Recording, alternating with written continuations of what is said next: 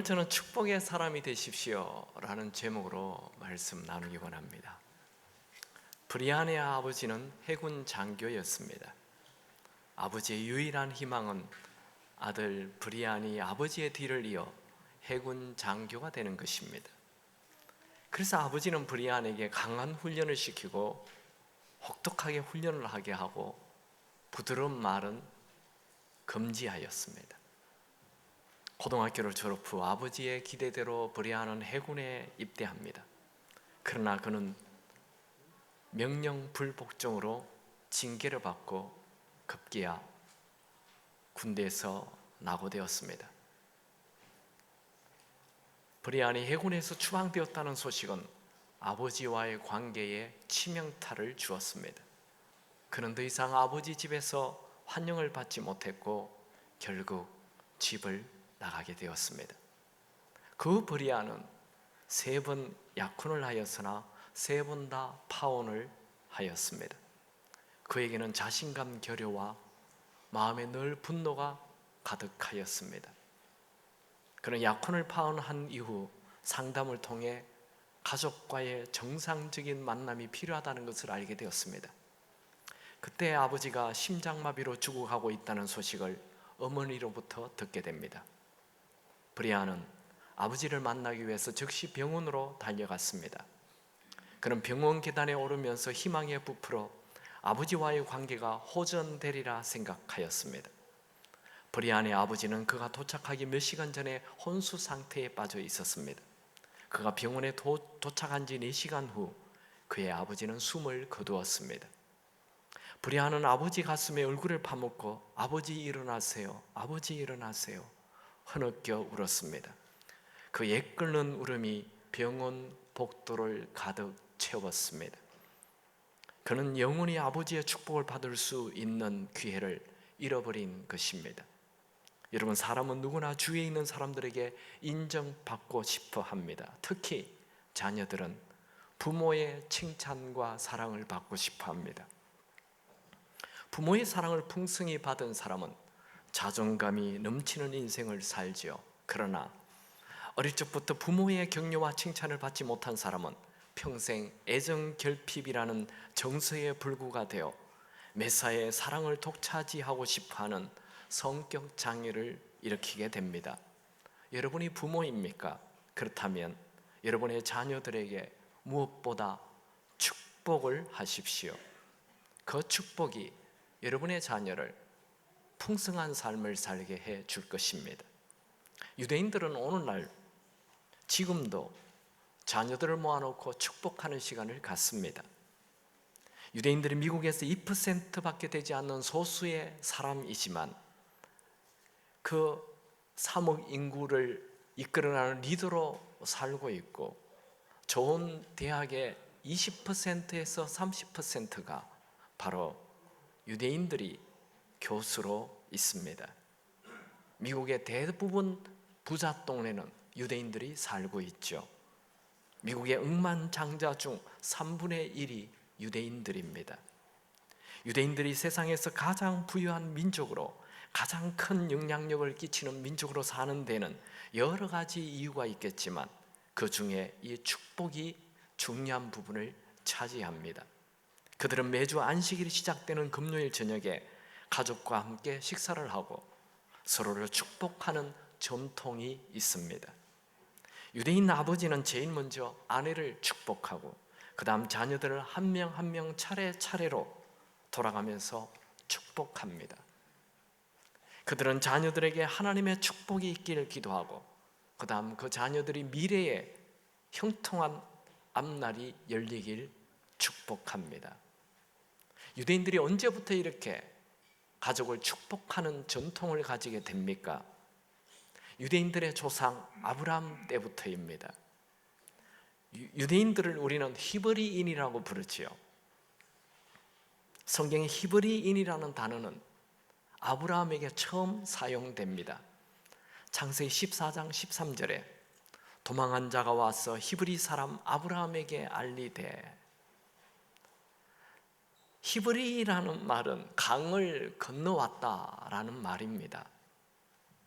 아브라함이 원래 갈대아 우르에 살았는데 이 유프라테스 티그라스 강 가운데 밑에 있는 그 우르라는 곡창지대에 살았는데 하나님의 음성을 듣고 유프라테스 강을 건너서 가나안 땅을 갔습니다. 그래서 강을 건넜다라는 히브리라는 별명을 가지게 되지요.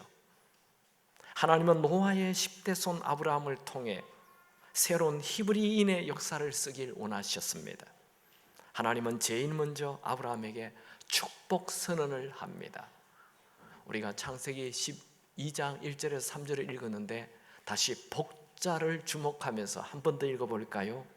여호와께서 아브라함에게 이르시되 너는 너의 고향과 친척과 아버지 집을 떠나 내가 내게 보여줄 땅으로 가라.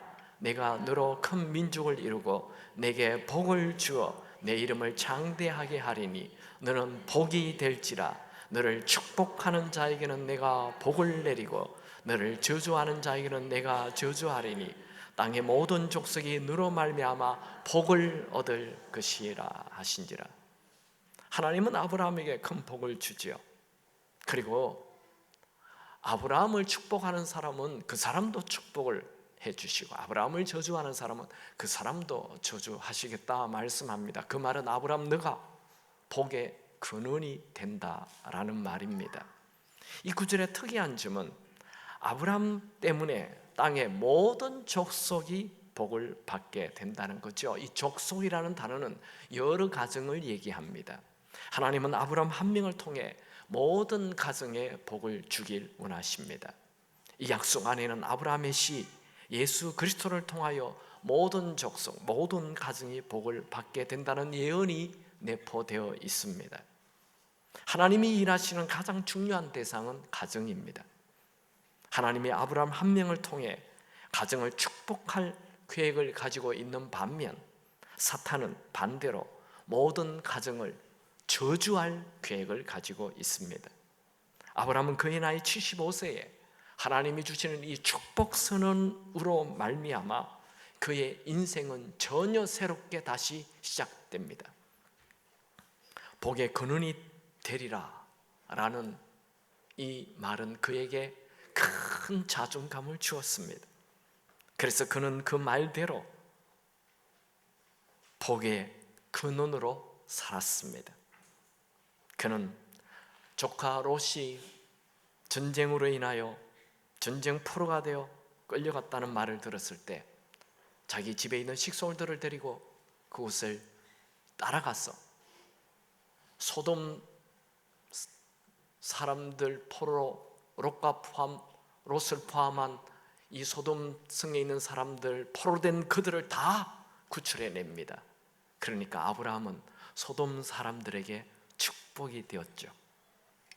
아브라함이 그랄 땅에 갔을 때 그랄 왕 아비멜렉 왕이 아브라함에게 찾아와서 화친을 요청해요. 여러분, 한 나라의 왕이 조그만 부족 정도로 이끌어가는 아브라함에게 찾아와서 화친을 요청합니다. 왜요? 아브라함이 복의 근원이기 때문에. 그리고 아브라함의 부인 사라가 죽었을 때 헷족 속 사람들이 찾아와서 아브라함에게 자기 땅을 주면서 아내의 묘실로 삼으라고 말합니다. 왜 그랬죠? 아브라함이 복의 근원이었기 때문에. 아브라함은 그가 가는 곳마다 축복의 근원으로 살았습니다. 저는 오늘 영적으로 아브라함의 후손인 우리들도 축복의 근원으로 살기를 축원합니다. 축복이 뭡니까? 이 복이라는 단어는 바라크라는 단어인데 두 가지 뜻이 있어요. 무릎을 꿇는다라는 뜻이 있고 형통하게 한다라는 뜻이 있습니다. 누구를 축복한다는 것은 하나님 앞에 무릎을 꿇는 것이고 그 상대방의 형통을 구하는 것이죠. 성경이 말하는 축복이 무엇인지 알려면 이삭이 야곱을 축복하는 장면을 보면 세 가지 특징이 나와요. 그 특징은 첫 번째로 환대하는 것입니다. 이삭이 야곱을 축복하기 전에 야곱에게 입을 맞추고 좋은 향취가 난다라고 말을 합니다. 창세기 27장 27절 그가 가까이 가서 그에게 입 맞추니 아버지가 그의 옷에 향취를 맡고 그에게 축복하여 이르되 내 아들의 향취는 여호와께서 복 주신 밭의 향취로다. 구약에 입을 맞추고 안아주는 것은 의미 있는 접촉을 말합니다. 상대방을 환대한다는 거죠. 여러분, 이때 이삭이 눈이 멀어가지고 야곱을 축복할 때 야곱의 나이가 아마 한 40 정도 되었을 것입니다. 노총각이에요. 이 노총각을 확 껴안으면서 너에게 향취가 나는구나. 여러분, 노총각 방에 가보세요. 무슨 향취가 납니까? 쉰내가 난다 그러는데 더더욱 물이 귀한 이스라엘 땅에 무슨 야곱을 껴안았는데 향취가 납니까? 그런데 그렇게 말을 하는 거예요. 이는 환대하는 거예요. 아, 너의 미래에 좋은 냄새가 나는 것 같구나. 환대, 상대방을 웰컴하는 거. 하스피탈리티라고 그러죠. 환대해 주는 거예요, 상대방을. 그게 축복의 첫 번째 특징이고, 두 번째 특징은 미래의 형통함을 얘기합니다. 창세기 27장 28절에 하나님은 하늘의 이슬과 땅의 기름짐이며 풍성한 곡식과 포도주를 너에게 주시기를 원하노라. 땅에서 기름짐과 풍성함, 이건 부유함을 말합니다. 근데 이 부유함이 하나님이 너에게 주길 원한다. 그러니까 진짜 복은 하나님이 주신다는 것이죠. 세 번째 특징은 네가 축복의 근원이 될 것이라는 것입니다. 창세기 27장 29절에 만민이 너를 숨기고 열국이 너에게 굴복하리니 네가 형제들의 주가 되고 내 어머니의 아들들이 너에게 굴복하며 너를 저주하는 자는 저주를 받고 너를 축복하는 자는 복을 받기를 원하노라. 이거 하나님이 아브라함이 했던 거잖아요. 근데 하나님이 아브라함에게 했던 네가 복의 근원이 되라, 이 말, 이것은 또 이삭이 야곱에게 그대로 해요. 아브라함이 이삭에게도 그대로 하고 이삭이 야곱에게도 이 축복은, 축복의 근원이 되라는 것은 이 세 족장에게, 아브라함, 이삭, 야곱 세 명이 다 아들들에게 그대로 하게 됩니다. 이 세 족장들의 축복의 근원이 되라는 것이 계속 유대인들은 이제 물러지는 것이 자자손손. 그래서 이 복을 지금도 그들은, 오늘날 유대인들도 이 복을 얘기하고 있습니다. 저는 오늘 축복에 대하여 세 가지를 나누기 원합니다. 첫 번째로, 축복을 미루지 마십시오. 이삭은 나이 40세 결혼해서 나이 60세에 쌍둥이 두 아들을 낳습니다. 그런데 이삭은 자기 자녀들을 축복하는 것을 미루어요. 언제까지? 눈이 보이지 않을 때까지, 노안이 올 때까지 이 축복을 계속 미루었습니다. 그래서 결국 사람 구별을 못해가지고 동생 야곱을 축복해버려가지고 이 가족들이 생이별하게 되는 아픔을 경험하게 됩니다. 근데 동생이 먼저 축복을 받고 나니까 형이 늦게 와서 동생이 자기가 받아야 할 복을 먼저 알았다는 것을 알고 화를 내죠. 울어요. 그 장면 우리 한번 읽어볼까요? 창세기 27장 38절 시작. 에스가 아버지에게 이르되 내 아버지여, 아버지가 빌 복이 이 하나뿐이리까 내 아버지여 내게도 축복하소서, 내게도 그리하소서 하고 소리를 높이 우니 에스는 울부짖습니다. 이 에스의 울부짖음은 구약에만 있는 사건이 아니고 오늘날에도 동일합니다. 수많은 자녀들이 아버지의 축복을 받지 못해 울부짖고 있습니다. 내 아버지여 내게도 축복하소서, 내게도 축복하소서. 여러분 들리지 않습니까? 여러분의 자녀가 부모들에게 거칠게 말을 하고 반항을 하는 것이 바로 내게도 축복하소서라고 소리 지르고 있는 것입니다. 부모가 자녀들에게 축복하지 않는 것은 부모가 저지르는 최대의 실수입니다. 여러분이 부모입니까? 여러분의 자녀를 축복하는 것을 미루지 마십시오. 여러분, 부모의 축복을 많이 받은 자는 하나님의 축복을 받아 형통한 인생을 살게 되어 있습니다. 반면에 부모의 축복을 받지 못하는 자녀는 부정적인 사람이 되고 힘든 인생을 살게 됩니다. 부모의 풍성한 축복을 받았던 야곱은 돈 하나 가지지 않고 홀로 단신의 몸으로 삼촌 라반의 집에 갔지만 20년 만에 거부가 되어 돌아옵니다. 그는 많은 돈을 가지고 가서 성공한 것 아닙니다. 오로지 부모의 축복의 말 한마디만 가지고 갔는데 그렇게 축복의 인생을 살게 되었고, 그는 그 축복의 말씀을 믿었을 때 그것이 그대로 그의 인생에 이루어졌습니다. 그는 정말 가는 데마다 좋은 일이 일어났고, 그가 양떼를 치기만 하면 양떼가 불어나는 축복을 받았고, 자녀가 12명이나 태어나는 축복을 받았습니다. 그러나 에서는 평생 광야에서 들나귀로 살았고 성경의 역사에서 사라집니다. 여러분, 여러분들이 부모에게 자녀들에게 축복을 부어주지 않는다면 사탄은 그 빈 마음에 나쁜 말을 심어줍니다. 결국 저주를 심어주는 것이지. 베드로전서 5장 8절에 보면 근신하라 깨어라 너희 대적 마귀가 우는 사자같이 두루 다니며 삼킬 자를 찾나니. 제가 어릴 때요 제일 많이 들었던 나쁜 저주, 너는 다리 밑에서 주워왔다, 이런 말 들었어요.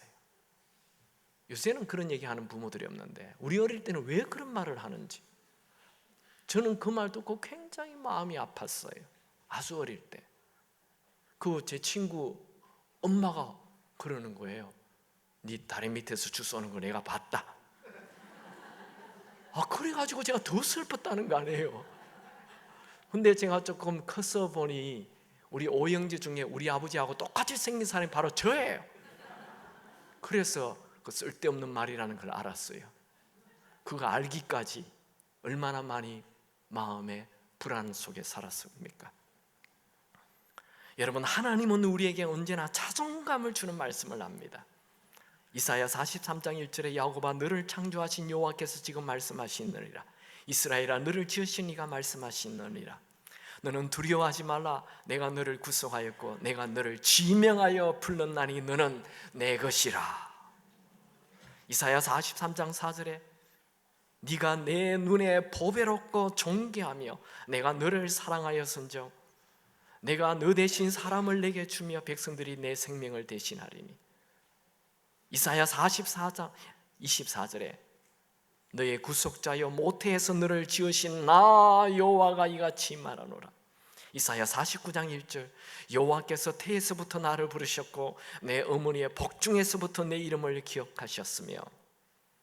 여러분, 우리는 부모의 실수로 태어난 존재가 아니라 하나님의 특별한 계획으로 엄마 뱃속에서 하나님이 태어나게 만든 존재입니다. 우리는 우주의 고아가 아니라 하나님의 것입니다.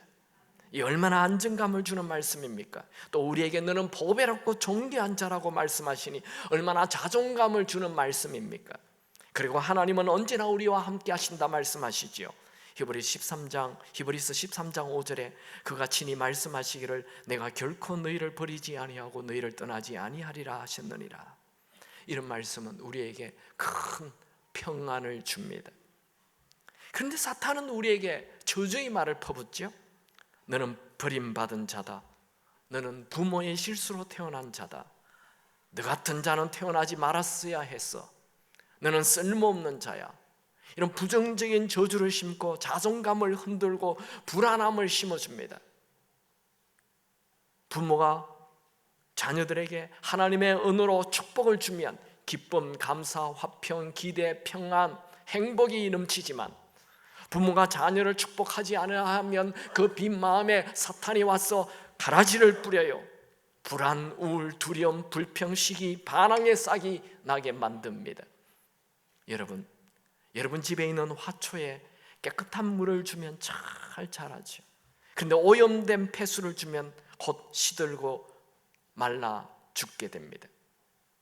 부모가 자녀에게 해주는 이 축복의 말은 엄청난 힘이 있습니다.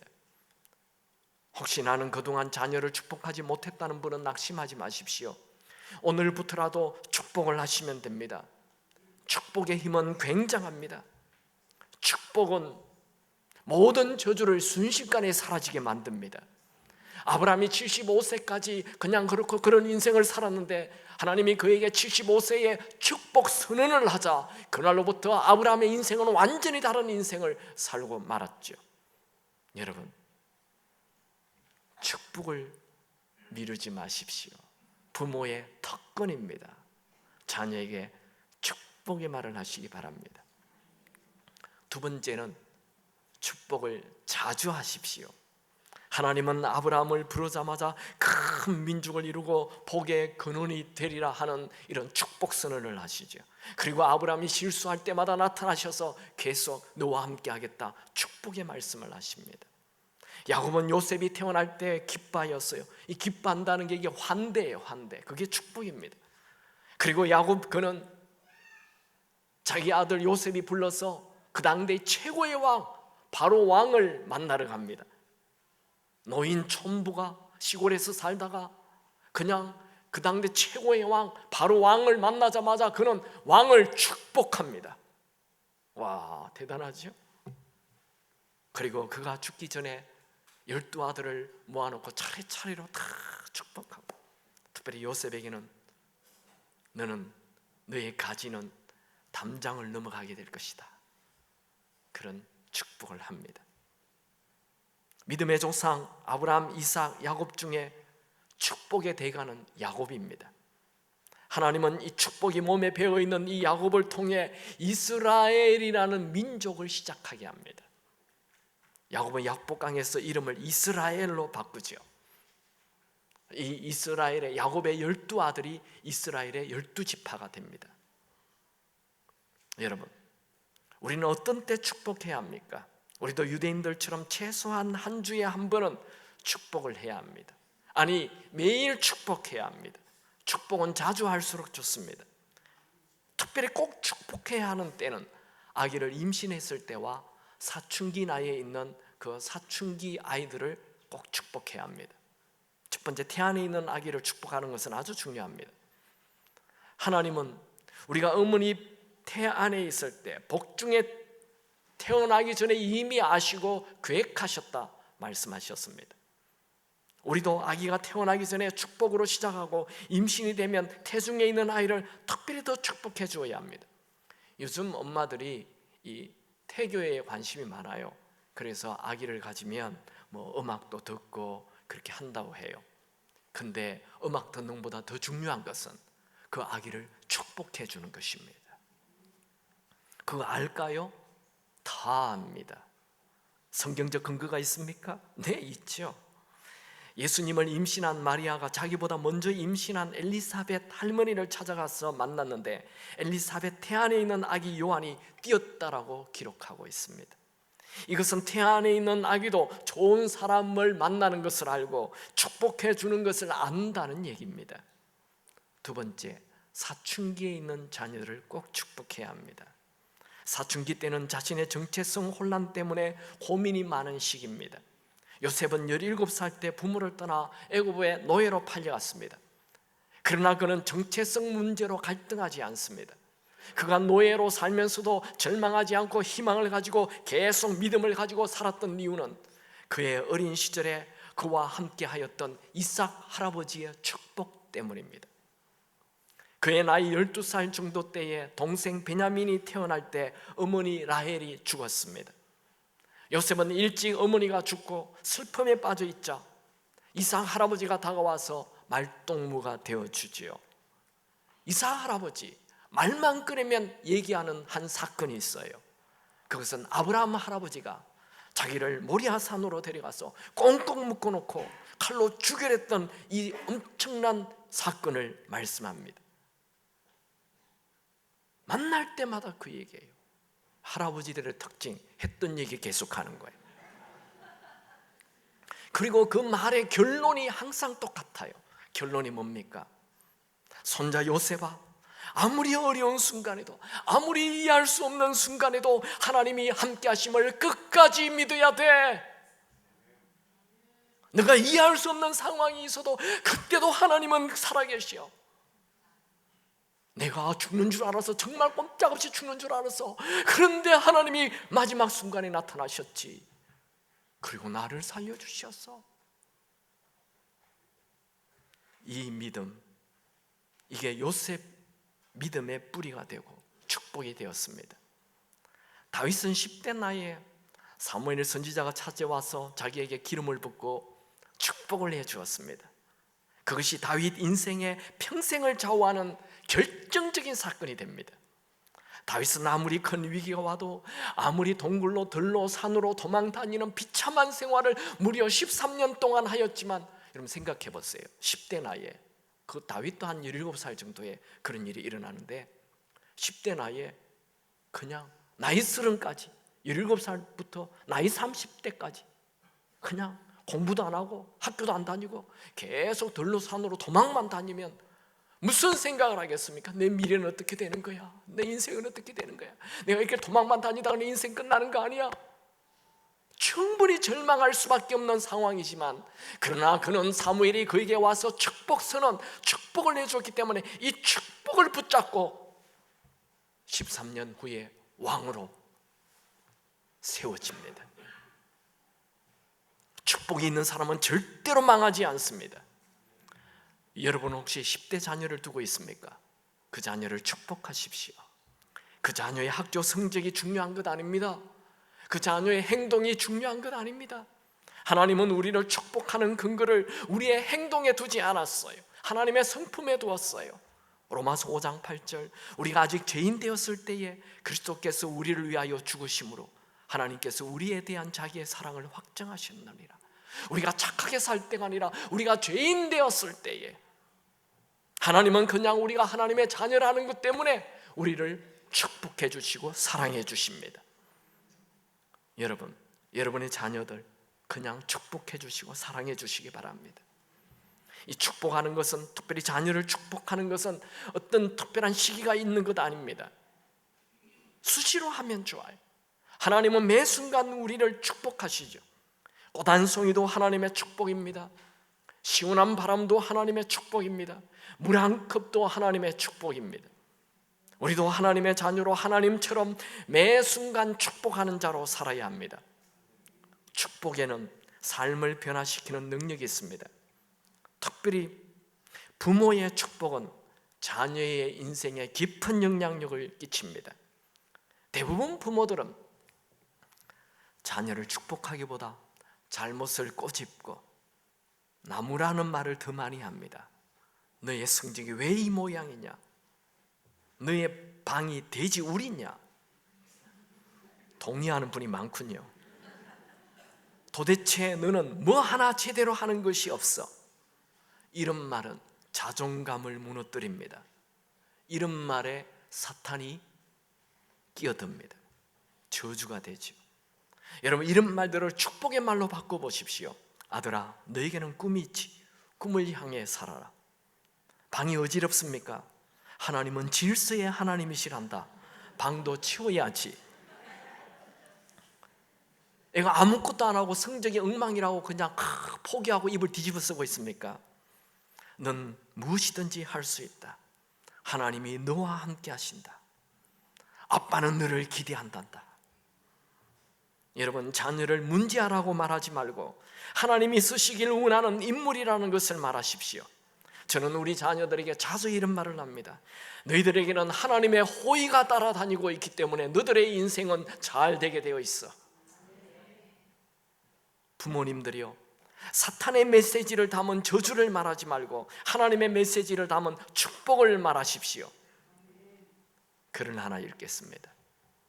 10대의 자녀를 둔 부부는 두 자녀가 보낸 편지를 읽고 울고 있습니다. 편지에는 자녀들이 회복과 기쁨에 대한 내용이 적혀 있었습니다. 일주일 전만 해도 상황은 달랐습니다. 그들 부부의 자녀는 자제력을 잃었고 그들의 가정은 금방이라도 무너져 내릴 것만 같았습니다. 두 아이는 반항적인 데다가 골칫덩어리였습니다. 이 두 아이 때문에 집안은 쑥대밭이 된 것은 한두 번이 아니었습니다.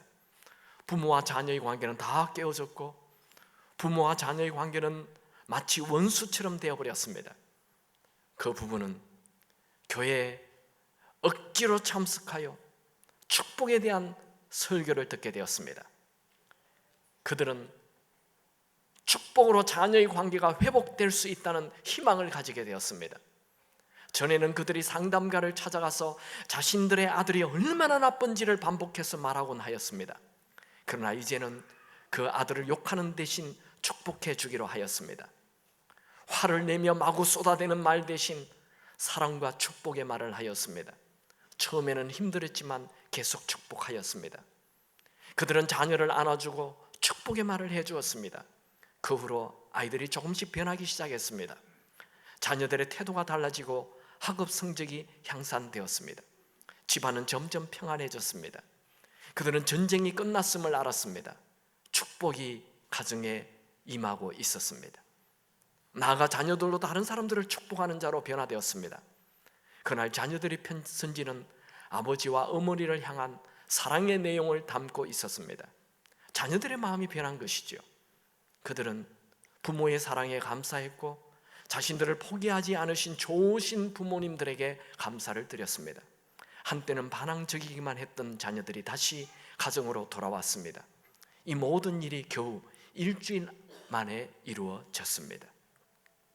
여러분, 비록 우리가 생각할 때는 축복을 해주는 것이 더딘 방법인 것 같고 무의미한 일 같지만 우리가 축복을 선택한다면 하나님은 언제나 최선의 길로 이끌어 주실 것입니다. 수시로 자주 축복하는 여러분이 되기 바랍니다. 세 번째로, 여러분 스스로가 축복의 사람으로 사십시오. 하나님은 우리를 축복의 사람으로 선택하셨습니다. 아브라함은 복의 근원으로 부르심을 받았죠. 이 복의 근원이 된다는 이 축복은 아브라함이 이삭에게, 이삭은 야곱에게 전해진, 그래서 이스라엘 유대인들이 모두 전통으로 내려오는 것입니다. 여러분, 우리도 축복의 근원으로 부르심을 받았습니다. 우리 안에는 축복의 시인 예수 그리스도가 계십니다. 예수가 마음에 있는 사람은 축복의 근원입니다. 아무리 어둠이 많다 하더라도 빛이 들어가면 어둠이 물러가는 것처럼, 아무리 내가 오랫동안 저주의 말을 많이 듣고 살았다 하더라도 내가 오늘 예수를 주인으로 모시고 축복의 근원인 예수를 내 마음에 품는다면 우리는 빛을 가지는 자가 되는 것입니다. 우리 앞에 놓인 축복과 저주 중에 우리는 언제나 축복을 선택해야 합니다. 신명기 30장 19절 20절 우리 한번 같이 읽어볼까요? 시작. 내가 오늘 하늘과 땅을 불러 너희에게 증거를 삼노라. 내가 생명과 사망과 복과 저주를 내 앞에 두어선적 너와 내 자손이 살기 위하여 생명을 택하고 내 하나님 여호와를 사랑하고 그의 말씀을 청종하며 또 그를 의지하라. 그는 내 생명이시요 내 장수시시니 여호와께서 내 조상 아브람과 이삭과 야곱에게 주리라고 맹세하신 땅에 내가 거주하리라. 우리는 평생 살 동안 언제나 우리 앞에 두 개가 놓여 있어요. 하나는 사망과 생명이에요. 하나는 축복과 저주예요. 이 둘 중에 우리는 언제나 생명을 선택하고 언제나 축복을 선택해야 합니다. 그렇게 축복을 선택하면 나와 내 자손이 잘 되게 됩니다. 여러분의 입술에 욕과 분노와 비난과 저주를 담지 마십시오. 베드로 사도는 초대교인들에게 편지를 쓰면서 마지막으로 꼭 부탁하고 싶은 것은 악을 악으로 갚지 말고 도리어 축복을 말하라 말합니다. 같이 읽겠습니다. 베드로전서 3장 8절 9절 시작. 마지막으로 말하노니 너희가 다 마음을 같이하여 동정하며 형제를 사랑하며 불쌍히 여기며 겸손하며 악을 악으로 욕을 욕으로 갚지 말고 도리어 복을 빌라. 이를 위하여 너희가 부르심을 받았으니 이는 복을 이어받게 하려 하심이라. 도리어 복을 빌라. 이를 위하여 너희가 부르심을 받았으니, 우리는 왜 부르심을 받았습니까? 우리가 왜 예수 믿게 되었습니까? 이를 위하여. 이를, 그 이가 뭡니까? 축복하기 위하여 우리는 부르심을 받았다는 거예요. 축복하기 위하여 우리가 예수를 믿는다는 것입니다. 그렇게 하면 이는 복을 이어받게 하려 합니다. 우리가 축복하면 하나님은 우리에게 계속 꼬리에 꼬리를 물고 복이 일어나는 인생 살게 해 주신다는 것입니다. 여러분, 죽고 사는 것이 혀의 권세에 달렸다는 말 아시죠? 이제 부정적인 말은 입에 담지도 마십시오. 축복을 말하고 생명을 말하고 빛을 말하십시오. 그것이 성도의 무기입니다.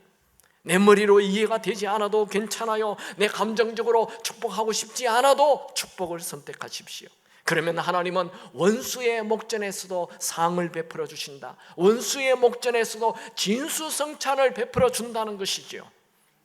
우리가 축복을 선택하고 축복하기만 하면 하나님은 상황을 바꾸어 원수 코앞에서 오히려 진수성찬이 펼쳐지게 하십니다. 여러분, 우리 안에는 축복이 가득합니다. 이 가득한 축복의 말로 풀어놓으시기 바랍니다. 여러분, 우리는 축복하기 위해 태어났습니다. 여러분이 축복의 사람임을 알고 이제 축복의 말만 하시기 바랍니다. 축복을 말하기 전에는 축복의 사람이 아닙니다.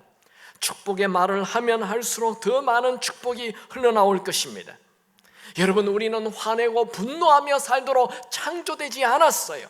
여러분 한번 해보십시오. 화내고 분노하고 던지고 막 이러면 어떻게 됩니까? 내가 병들어요. 속 시원한 것 같은데 내가 병들어 버려요. 여러분, 속 시원한 것 같은데 병들기를 원하십니까? 그런데 참고 축복해주면 어떻게 돼요? 내가 행복해져요. 여러분, 평생 축복의 사람으로 살길 주님의 이름으로 축원합니다. 여러분, 우리가 내뱉는 말은 산을 움직이는 힘이 있습니다.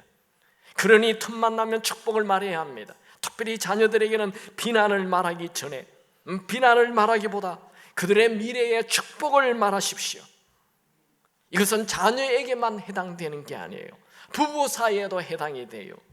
요즘 많은 여성들이 절망하고 우울에 빠지는 이유는 남편이 축복의 말을 하지 않기 때문입니다.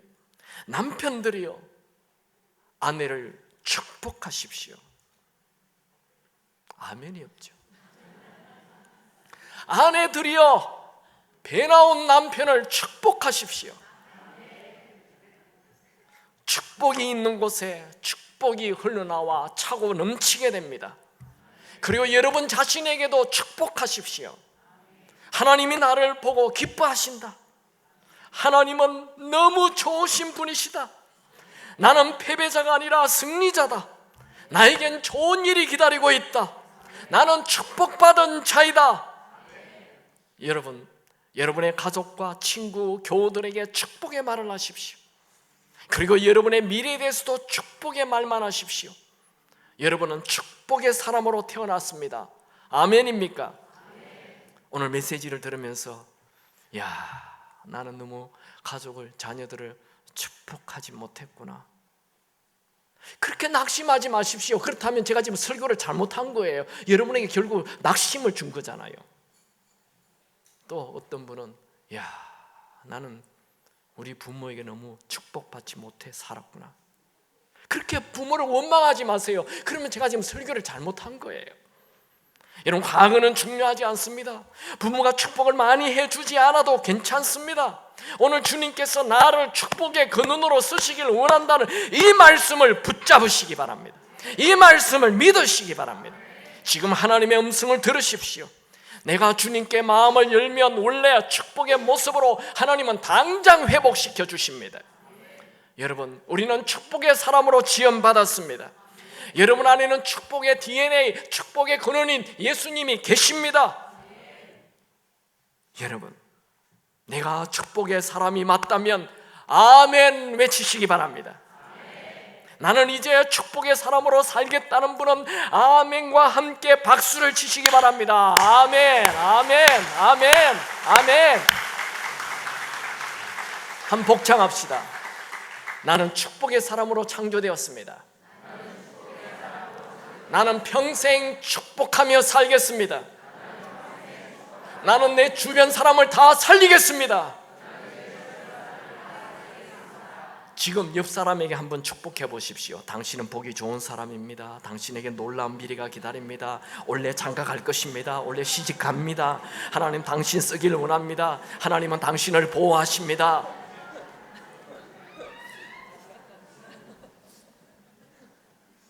아무 얘기도 안 하는 분도 있어요.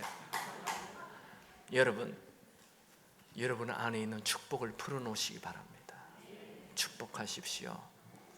여러분이 있는 장소가 다 천국이 되기 바랍니다. 여러분 짜증 덩어리로 살지 마세요. 어떤 분은 그 사람만 오면 짜증이 생겨요. 여러분 때문에 주변이 살아야 됩니다.